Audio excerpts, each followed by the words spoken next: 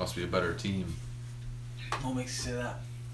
Well, they're winning. What's up, everybody, and welcome to Bucked Up, episode 22. I'm your host, Nick Schneider, alongside, as always, the real deal, Dumb Monk. Just a little head nod. Never will you ever acknowledge that I'm acknowledging you. I used to wave, and Even the wave is not, you're not, hey, everyone. It's not a, what's up? It's a, I'm also here. well, how you doing? I mean, they can't respond to us. If you like the show, you can subscribe to the YouTube channel. You can follow us on Twitter. You can... They can respond Like the to us, video. just not in person is what I was trying to get at there. Right. I want to hear their feedback, but I didn't mean it like you can't. I said they can't respond to us. If you like the show, but you don't want to watch it, you can watch it. You can listen to us on audio platforms around the world. Just look up Bucked Up. John. Yeah. Kind of an interesting loss to the Celtics tonight. Yeah. It wasn't a terrible loss or by any It was means. an interesting loss. There's a lot to take away and a lot to decipher and a lot to analyze from the game. And you're stuck with us doing it. Yeah. Yeah. What are your takeaways first half compared to second half? I think that's really what's going to be the divide. Yeah. What were your takeaways on what happened in the first half? Because we were down, how many and a half? Do you remember? Well, we got to within 10, it was 10-ish, give or take, Yeah, right around right. the mark. We went on the 9-0 run. That's right. But I know, and then the first 3-ish, 4 minutes of the third quarter, we were down 20 at one point. Yep. In the beginning of the third quarter. That's when the game really started to turn.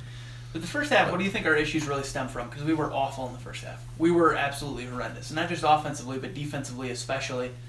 Well, Rebounding, we couldn't rebound the ball at all, which is No. par for the course. That's the worst team in the league with Yep. that. So we got to know that going in. Well, yeah, we shot, I think, mid 30%, which ain't good. And defensively, we were bad. You know, whether it was a transition, whether it was mismatches, switching, trapping. A lot of open threes in the first half there. I think they had 6 or so. Old school Jason Kidd Bucks basketball was back in full force. So even though I had said the last 3 weeks, 3 games. 3 games, even though reactionarily I had said, man, looking great if Jason Kidd can, keep off his scheme, start, playing back a little bit, start playing with our length and our talent instead of his scheme, and do this every week, will be great. And then today rolls around. Which I think we did a lot better towards the end of the third quarter and the fourth quarter. But it was visible to me, and I don't know about to you, that we were not running the scheme anymore in the second half. In the first half. We had went back to those 3 wins and what we had done so well during those games. We definitely tried to... A lot of switching in the second half, more physical. Yeah. No, it definitely changed it. And the 2 halves are totally different games. Totally different ball games. I would say we were the much better team in the second half. Oh, definitely. I think so, yeah. But yeah, I think that the Fire Kid folks are going to be back out in full force. And it is really interesting because I was right there with them in the first half and even most of the second half. But I think the interesting takeaway is the adjustment. Because Jason Kidd never adjusts. No, he definitely did today after the... There was a clear and visible adjustment to the way the Celtics were playing and the way we were playing at half. And I think that is really, really interesting and telling. It's really telling because I don't remember a single time ever that he had laid off the scheme. In game, yeah. In game, that he had come away from the scheme after losing so much. Usually it's much more aggressive. Let's get those steals. Let's get out on the break. But instead, today, he opted, or somebody did, opted for hanging back and playing within, the game and yourselves. The game and the ability of the individuals and not the scheme. And it was interesting. Good to see. And it was good to see. I absolutely agree. And I think that might be the biggest Jason Kidd takeaway of the day, is that he did adjust, and that although he was stubborn enough after 3 big wins against 1 good team and 2 teams we should beat anyway, but we beat them pretty good. Tough to see him want to go back to the scheme, but good to see him adjust out of it and understand that, hey, maybe they are right. Maybe everyone who's asking me questions post-game about my scheme is right. Maybe everyone tweeting #FireKid is right. I don't know if Kid's saying the Fire Kid thing is right. Well, no, but the things that people are saying very well could be. I'm sure he doesn't want the result. No, but no, yeah. I mean, I think he told me before the game he was upset with people asking questions or something. I had heard that. I didn't watch the post game against Sacramento, but apparently he had said something about people always chattering about the scheme and it changing and how it hasn't, when it clearly has. Oh yeah, it definitely has. But right, and that's the other interesting thing. I don't know. This is kind of the season where mainstream media has picked up on Jason Kidd and his scheme and the frustrations with it. You saw that article from The Ringer today by Kevin O'Connor about the Bucks' defensive prowess in those 3 games prior to tonight, how everything seems to be clicking. But he clearly states in there that the scheme had not changed. He says it very openly that Kidd? Yeah, exactly. That Kidd had kept with the same scheme. It's just Bledsoe who had turned it around. When clearly that is incorrect. Yeah. Clearly that is incorrect. Because when Bledsoe first came, that was true. But those last 3 games, there was a clear difference in the amount of trapping, hedging, and blitzes than before. Oh yeah. And so that's interesting, is if now that the mainstream media, your Zach Lowe's of the world, your Kevin O'Connors, are all in on, they understand what's happening in Milwaukee, the problems, if they also pick up on the changes and the alterations, because it's a really interesting story. Jason Kidd trying to grapple with team success and his own ideas for how the game should work and be played. It's really interesting. Yeah, that's a tough question. Tough thing for fans to frustrating. For anyone, frustrating for us fans, because we've gone through years of it now, and now everything's coming to a head of. It should be done. Should be ahead of it. Exactly. We should be way past this. We know it doesn't work. Yeah. Oh yeah, we should be. And it's disappointing for so long, and I haven't heard it lately, so that's nice. But it was disappointing for so long to hear them blame it on energy and effort, when every fan from Timbuktu to Eau Claire knew that it wasn't.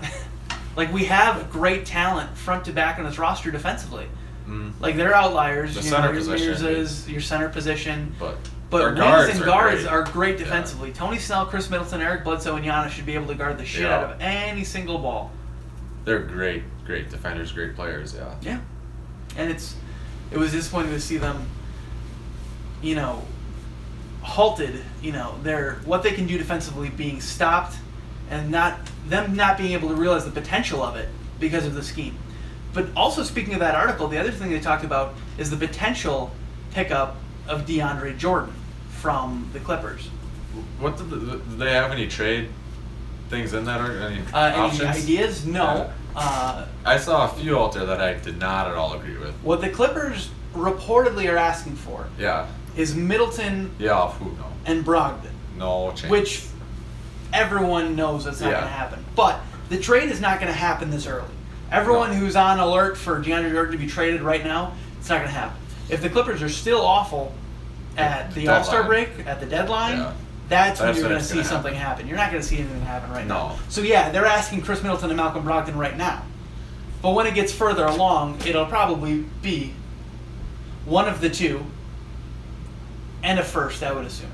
Yeah. But even that might be too much. I wouldn't do it either. I wouldn't go with any asset for Jordan. But first of all, here's why everyone's on high alert. A, there have been multiple articles and sources citing the Bucks are talking to the Clippers about it, are interested in it. B, DeAndre Jordan didn't have an agent for a very long time. He just signed one, Jeff Schwartz, who is known agent of many former and current Bucks basketball players, including Jason Kidd. Yeah. And so that's really interesting. Everyone who's a hardcore in the Bucks fandom knows Jeff Schwartz. They know that if a player wants to go to the Bucks or the Bucks are interested in a player, it's going to be through Jeff Schwartz usually. Jeff Schwartz is kind of the guy that the Bucks look to, or at least he was in the John Hammond era. Mm-hmm. Yeah, there's a lot of players that left. Bayless, MCW, there's guys. But a lot of players have been facilitated through Jeff Schwartz over the years. And so it's another interesting thing to watch. But there are multiple reasons we don't have any reason to get into bed with DeAndre Jordan. I think, if anything, I really do think that the front office was making some calls to see what kind of price he had. If they could get him on a Bledsoe type deal. Oh, well then yeah, I'll take Right, him. exactly, 100%. Put him in Moose's role, and you're Yeah. upgrading everywhere. Yep. But he can't shoot, which Bledsoe is okay to get, right? Because he facilitates from the paint. He doesn't Pushes just it, score yeah. in the paint, but he facilitates from the paint. Uh-huh. And he gets other shooters open. Yep. DeAndre Jordan doesn't do that. He just hogs paint time from Giannis. That's all he does. And Mm. that's hurtful. Not only that, but he's an old player. I believe he's 28. For us, he'd be old, yeah. By the time Giannis is in his prime, he will be retired. Oh, yeah. Well, how old is Bledsoe? 27? 27, Yeah. right. But I don't think anyone's really expecting Bledsoe to re-sign again after the season. Won't be able to afford him. And B... Well, that's why Jordan would only be here for a year, too, wouldn't he? Or what's his deal? Right, that's the only thing. I'm almost there. A, he's too old. Or B, he's too old. C, his contract, he's on a max deal. Yeah. He's set to make $28 million if his option is picked up next year. That's a lot of money for the Bucks to be throwing around and not being able to do anything in free agency. Yeah, that's... So what clearly that would mean is if we would go ahead and make a move for DeAndre Jordan, is clearly it would mean we are making a move for the present. Oh, that yeah. would mean we want to win the finals now. And that's extremely short-sighted. That would be the most short-sighted thing the Bucks could have ever done. We've been so patient. We've done everything the right way. We've built this team the right way. To now say, all right, sell everything for a center who's For a max year. contract deal, who ruins the way our offense works, and just because he's a great player is not the right move right now, if No. you ask me. No, I totally agree. The Bledsoe trade was definitely for a present now move, too, but it wasn't towards the... And that's much... We got him for hardly nothing. Exactly. We got a great deal on Moose it. wasn't for the future either. No. And we don't need draft picks. We need to keep players to develop. And Bledsoe's Yeah. on the table for re-signing. Oh, yeah. It's possible to. I'm not sure we will, but it's totally possible to. DeAndre Jordan, you're not getting back. No, I don't think so. Whether he leaves or he takes his player option and he comes back, Lot of you're not money. re-signing him. No. And so, do you think you're going to win the championship the next 2 years? Because you're not. There's a 0% chance the Bucks win the finals in the next 2 seasons. I wouldn't go 0. In fact, I think we're 50-1 odds. There's no way a Bucks Warriors finals ends up in anything but a sweep. But Injuries happen. it's a good point. That's a good You point. never know. You're one injury away. I've heard what general manager said that. With the Warriors, you're 3 injuries away. Well, okay, but it's not quite 3. I think if 2 went down. If you could get Steph Curry and Kevin Durant down for a significant amount of time, the Cavaliers have a shot at beating them. Well, the Cavs. I'm not sure that we do. But for the Cavs, I think they're 1 injury away from beating them. For us, it'd be a 2. A Curry Durant down. It's an interesting question. It is. I don't think it's ever gonna have to be asked though. But Nope. you never know. Never know.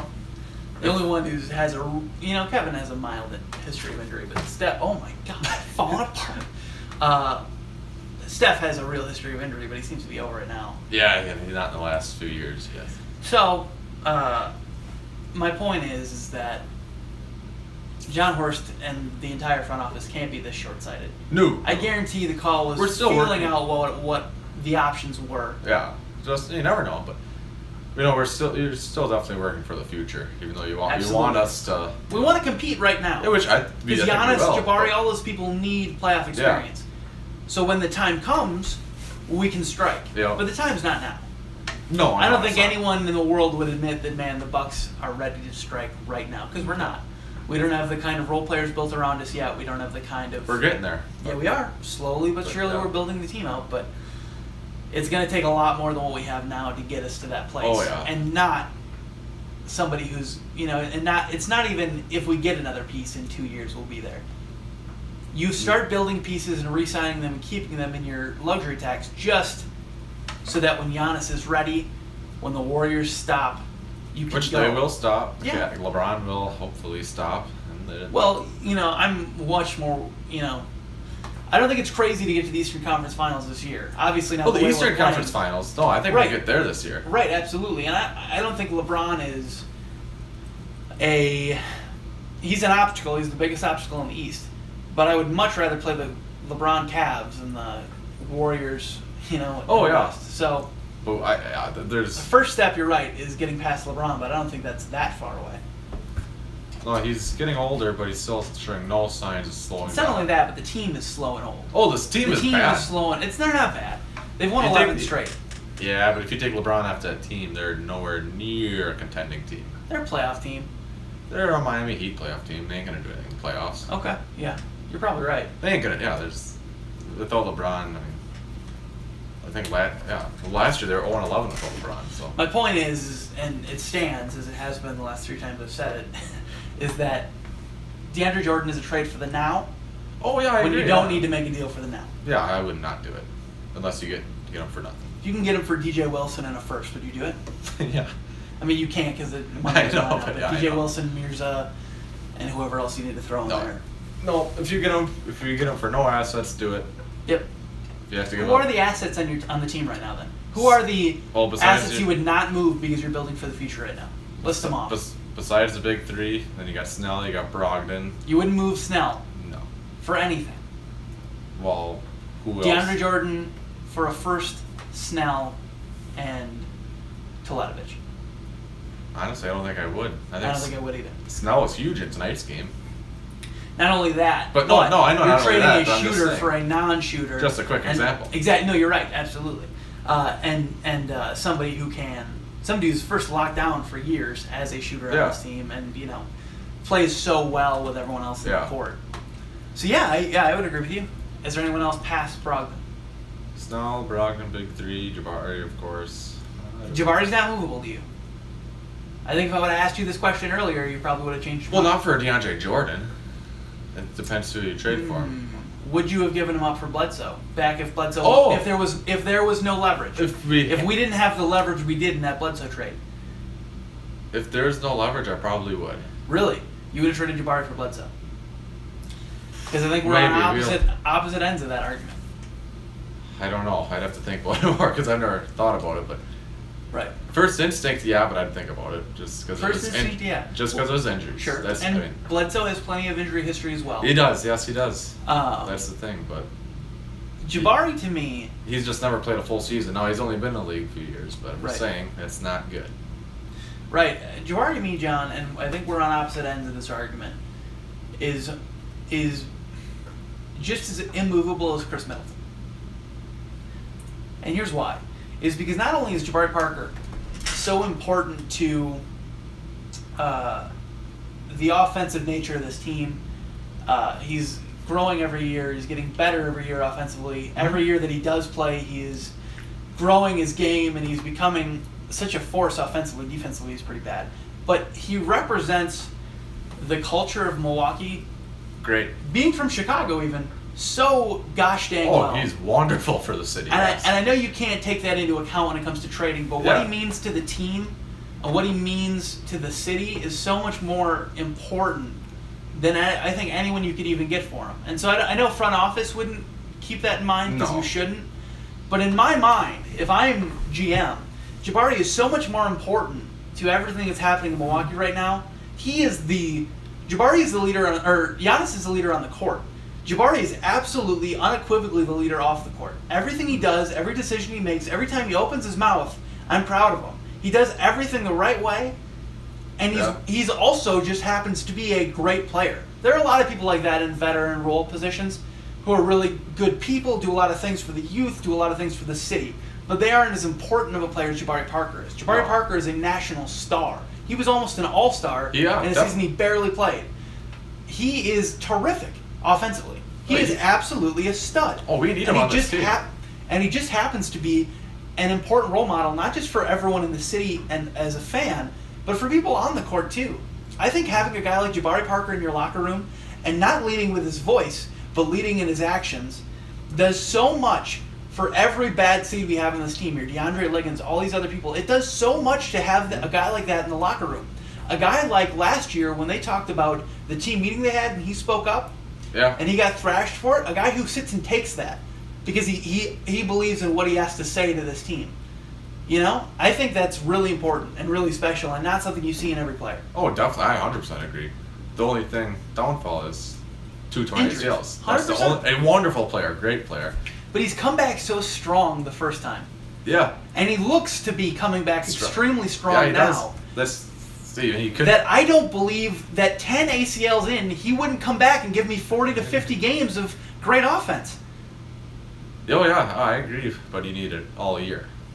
100%. But But here's my question then.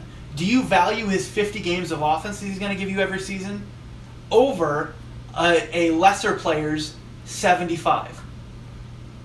who would the lesser player be? Because Eric Bledsoe. See, I would rather, because you need the guy in the playoffs as well. But you don't know when he's getting hurt. Oh, If he keeps getting hurt, you don't know when he's going to get hurt. If he can give you 50 games a year, second you know half that. of the year in the 50 games a playoffs. year as a stud that Jabari Parker is, would you take that over a more sure thing, but a player who... And I wouldn't actually say that Bledsoe's a lesser player. So let's because it is probably close talent-wise right now just because Bledsoe's so different positions, but yeah, that's for the... But let's say you could trade him straight up for an Andrew Wiggins. Jabari for Wiggins? Yep. No. You wouldn't do it. A lot of people would. Well, Wiggins... A lot of people would. He wouldn't want to play in Milwaukee. No chance. That's true. I don't think a lot of people on this team want to play in Milwaukee. No, well, Giannis definitely helps the case. That's true. Playing with a star, but... Yeah, that's a good point. But So you wouldn't, because players are going to play where they're making money, where they're winning. Yeah. You would not trade Jabari for Andrew Wiggins, a guy who's played his entire career Yeah. How's he doing this year? I know he hasn't... really well. Is he doing He's playing really well. How I imagine Jabari will be playing when he's back, actually. Because I know the Teals, they got more assets, better players in. That's Yeah. going to make players better in the first place. Right. So he'd be a good player probably. I don't know. I said no to that right away because I know Wiggins said he doesn't want to play in Milwaukee. Right. Yeah. It's so hard as a fan to look at some of these guys and and just know that they don't want to be here. Like they want nothing about it. Bledsoe, it's been so refreshing because he doesn't want to be in the cold and in Milwaukee, but he also wants to play for a winning team. Yeah, that's why he wants to be here. Exactly. He wants to be on a. Like what players on this team doesn't want to be here? You don't think? That's a good question. I think if Bledsoe had a choice of where to go, I don't think we're a top 5 option. Well, not if we don't have Giannis or. If he can go to 30 different teams, I don't think we're a top 5 option for most of these guys, except for Giannis. I shouldn't say that people don't want to be here, because that's not true anymore. Not anymore, yeah. No, I agree. A few years ago, yeah, no one would want to be here. Right. You're right. Yep, absolutely. Now that we've changed the culture, a lot thanks to Greg Monroe, a lot of thanks to a lot of other factors, but we have changed the culture here. So you're right. That's a good point. I think Andrew Wiggins would not have a problem playing here, especially if he doesn't have a problem Maybe playing now, in yeah, because Minnesota. that was in 2014. Yeah, we were awful. So, but that was just first instinct. That's like when the Knicks fans booed Kristaps Porzingis. Right, yeah, That's you won't awful. find a Knicks fan doing that now. No, exactly. So, things change. Yep, absolutely. So, Jabari Parker, not on your list. Final statement. Overall, Yeah, people you wouldn't get rid of. no, I wouldn't. Okay, good to know. Overall. Either of the rookies make that list? No, probably not. I think they're movable. Easily. I don't want to, but Easily they're movable, yeah. What's interesting to me is I always see DJ Wilson in trade talks and not Sterling Brown. I do still think Sterling Brown could give something to a team right now. And I wouldn't be surprised if other teams saw that too. He big body, can play defense pretty well, can shoot the ball. He could probably play on a team that's lacking guards easily. Oh, definitely, yeah. He's just not... It's tough to get in a rotation with the Bucks when you have all guards. It's like 12 guards, 2 centers, and a forward. Yeah, it's tough to get a guard rotation. Absolutely. If you're a center, come on over to Milwaukee. And then here's the other thing, John. Payton and Belamboy. I don't think they were active tonight. How close are they? Because you just were talking about our roster, and I was just thinking about that. How close are they? We're on Payton and Belamboy watch. Are they done yet? It's been more than 45 days in the season, and every day they are even with the team. It doesn't have to be a game day. Is a day that counts against the 45-day contract. The two-way. Yeah, I don't know. I have no idea. So then, if Belamboy's done, that leaves, with Jabari Parker still out, this team is a 2-forward team? Am I counting that right? If you even count Chris Middleton as a forward? Because I'd rather have him play the 2 even though he doesn't anymore. He does it. Well, not really anymore. Yeah. I don't know. We're a 2-forward team now, and a 2-center team. And that's Thon Henson. Yeah, Thon, who is for all intents and purposes, a forward at best. He has the weight of a guard. Oh, yeah. Like, I think Eric Bledsoe weighs more than him. He definitely looks like it. He's got 230 on him. I think Well, Thon Thon's like 215-ish. Yeah, okay, good. He came into the league like 200. Yep. No, Giannis came into the league at 196, I So that's believe, another interesting thing to watch. Because we can't sign other two-way contracts. It's not like once Peyton and Belamboy are done, we just get 2 more. So we really used that up quick. Yep. Right away. Wanted to get him run early in the season when it didn't matter. This is the first year NBA is doing that, right? Yeah. Well, we wanted to try it out and Yeah, give it a shot. see how it worked out. I don't think Peyton is gone if his contract is done either. So on that, can you sign the guy to then? Okay, that's. Well, we would have to have an open roster That's spot. it. Yeah, okay. So I would assume that Rashad Vaughn gets cut. Maybe Yeah. if Terry has a real injury, he gets cut. Because Terry did get hurt tonight. Yep. Ankle injury. Didn't look super serious, but he did walk to the locker room after. Maybe if he's out for a month, we do cut Terry.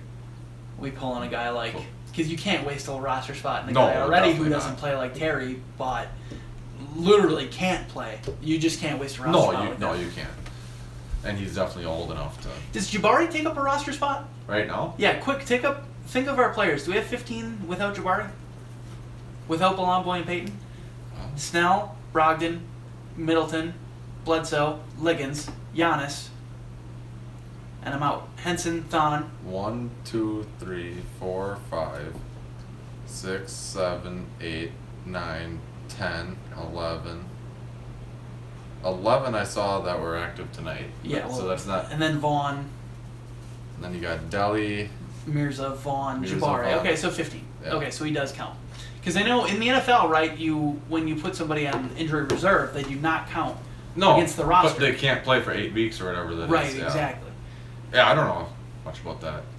NBA. Well, I would think there'd be an injury. So Parker's taking up a spot right now. He is taking up a roster spot. Also, that leads me into another question. That was a terrible transition. I apologize. When's Jabari back? He's playing hard in warm-ups. Yeah. He is going extremely hard in warm-ups. It was Do we awesome. remember his last comeback? No, his last comeback was at the beginning of the season, so we didn't get to see him in warm-ups. It was awesome watching him pregame, though. Well, Saturday night. Yeah. I got there the earliest I could get in. It was fun to watch him. Yeah. He looks like an NBA player again. Oh, he looks just fine. Not like a cripple. Yeah, like he looks like he could get on the court, and he has been practicing on. Yeah.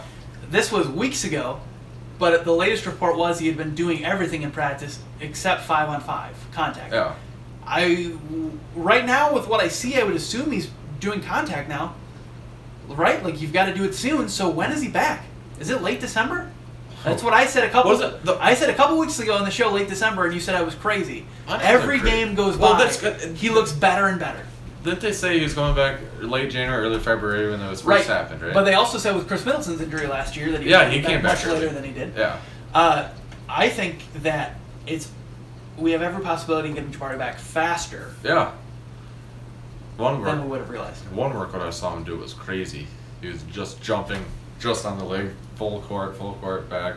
I'm like, Suki Hobson's had it. Was there a lady with him doing training with him? I think I saw a video of it, of him doing exactly that. But Suki Hobson's been having him do that stuff for a while. He used to live stream his workouts.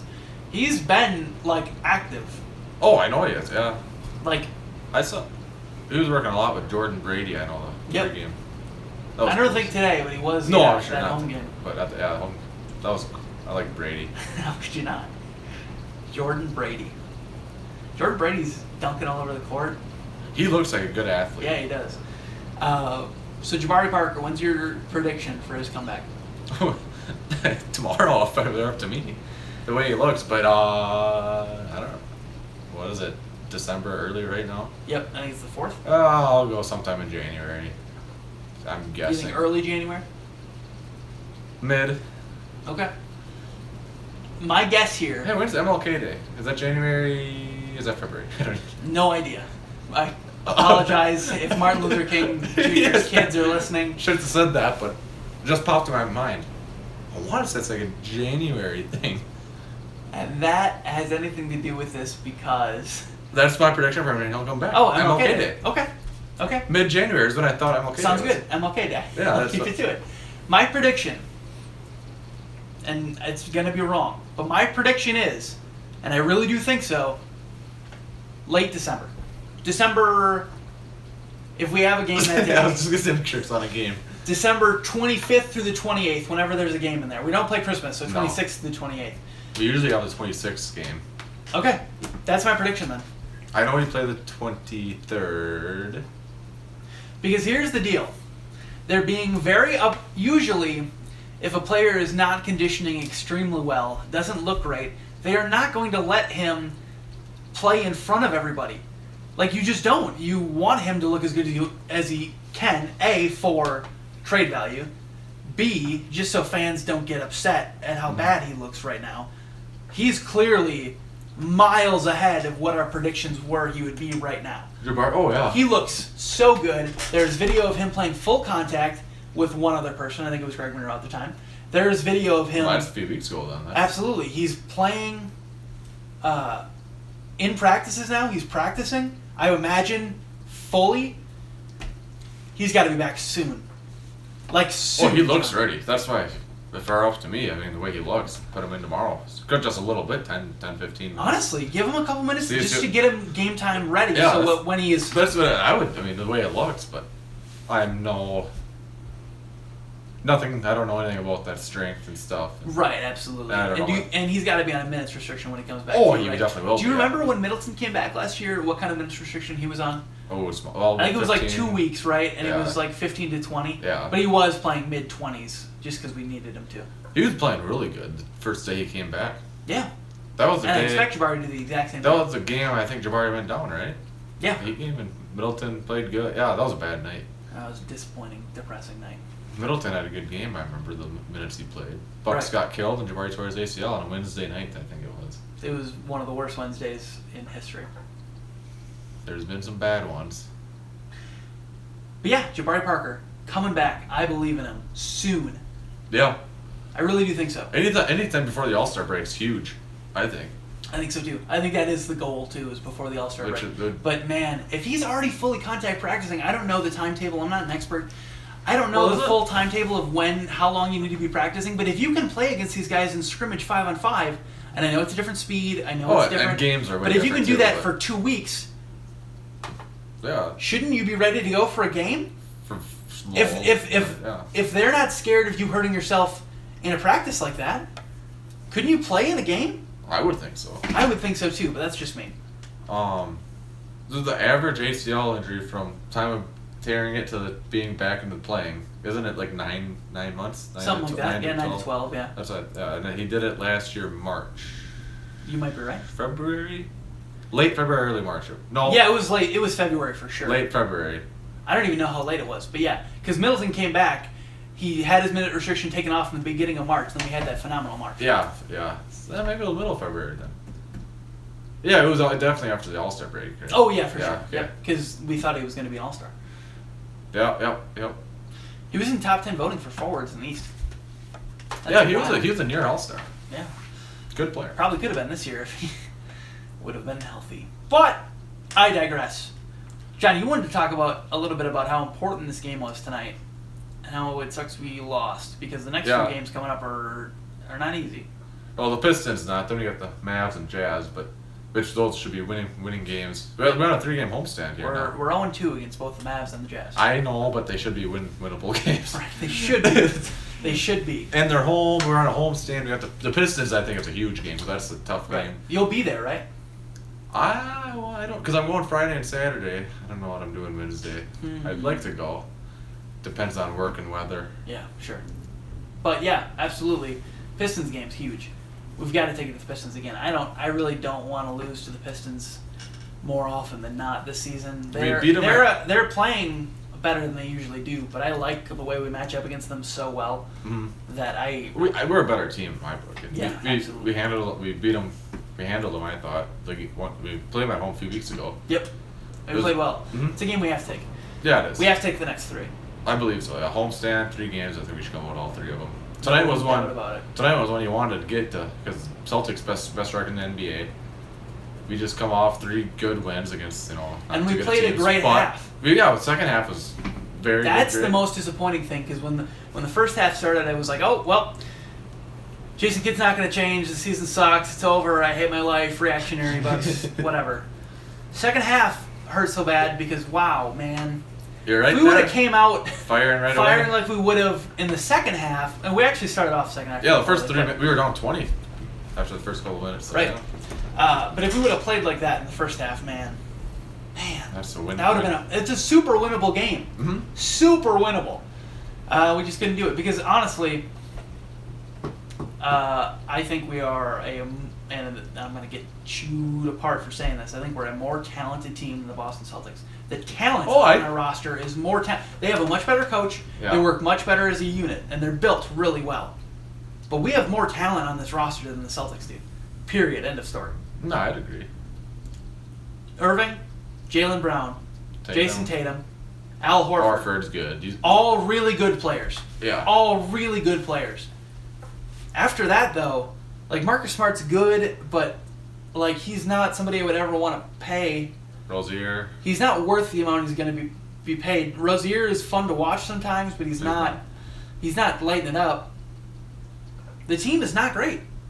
No, I don't know how. I mean, Talent-wise, like it amazes talent-wise, me. I shouldn't say that. Talent-wise, the team is great. The bench is not great talent-wise. No, Marcus Smart's your best player. it amazes me their best record in the NBA right now. Yeah, it does, and it's because of great coaching. Oh, Steve is just wonderful. And a great system. We have bad coaching and a bad system, but better talent, and we're struggling with it. That's what's so hard, is we could easily have the kind of season the Boston Celtics are having. Under a great coach, we would be... There's only a few great coaches out there, though. 100%. But yeah, I agree. But, we'll move past it. Maybe this will be the wake-up call for Kid. It should be, right? Oh, there's a clear difference in what happened in the first and second half. And how those games went. That if you watch film there and you say, what was the difference first half, what was the difference second half, he should be able to pick apart what that was. I would think so. But we'll see. That's why Wednesday's a huge game. Huge game. Can't wait for it. See how we start. But, yeah. This has been Bucked Up, Possible Entertainment's Post-Game Bucks podcast. If you like the show, you can subscribe to the channel, like the video, and follow us on Twitter. You can follow John on Twitter at JohnMonk1. You can follow me on Twitter at PE_NSchneider. And you can follow the company on Twitter at PossiblyENT. If you like the show but you don't want to watch, you can listen to the show on audio podcasts around the world. That's it. I'm your host, and I'll be your host forever and always. I don't know where I was going. Goodbye.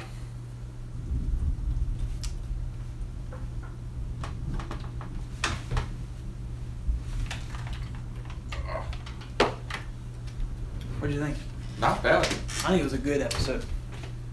Much better than